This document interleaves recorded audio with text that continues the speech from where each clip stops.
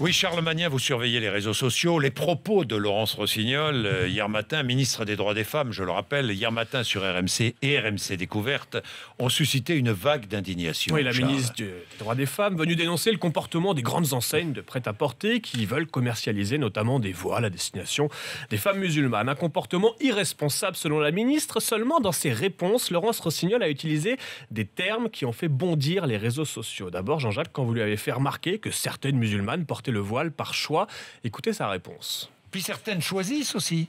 Mais bien sûr, il y a des femmes qui choisissent.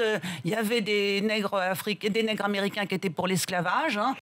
Des nègres américains. L'utilisation du mot nègre a évidemment fait réagir de nombreux internautes. Laurence Rossignol a dû rater la formation du gouvernement contre le racisme, écrit l'un d'entre eux. Imaginez une seconde que Le Pen ou Morano parlent de nègres, on aurait le droit à un tollé national. Laurence Rossignol pourrait diriger la campagne de Donald Trump, selon un autre. Alors des accusations auxquelles la ministre a répondu dans l'après-midi. Elle reconnaît une faute de langage sur l'emploi du mot nègre en soulignant qu'elle n'emploie jamais ce terme, sauf quand on évoque l'esclavage et les négriers. Mais une autre expression a fait elle aussi beaucoup réagir. Laurence Rossignol hier matin, toujours sur RMC. Nous avons le devoir de garantir à tous ceux qui vivent en France et aux franco-musulmans qu'ils y vivent bien.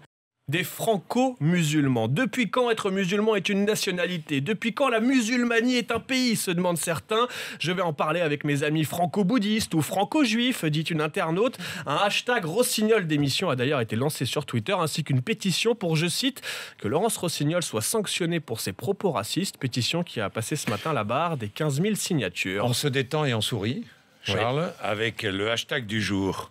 Rend un film vegan friendly. Les internautes se sont amusés à détourner les titres, les grands moments du cinéma en version vegan. Une filmographie garantie 100% végétale. Par exemple, L'aubergine espagnole, Danse avec les choux, Le Père Noël est une verdure, Le retour du Jedi, Maman j'ai mangé l'oignon, Bienvenue chez les litchis, Il faut sauver le soja Ryan ou encore De battre mon œuf, j'ai arrêté. Ah non, l'œuf c'est pas vegan. Oui, L'œuf, c'est j'ai pas arrêté. vegan. Ah ouais, De battre mon œuf, j'ai arrêté. Eh oui, j'ai arrêté. J'ai arrêté. Qu'est-ce que c'est bête. Allez. Danse avec C'est les assez choux. bête. Il est 7h29. Merci.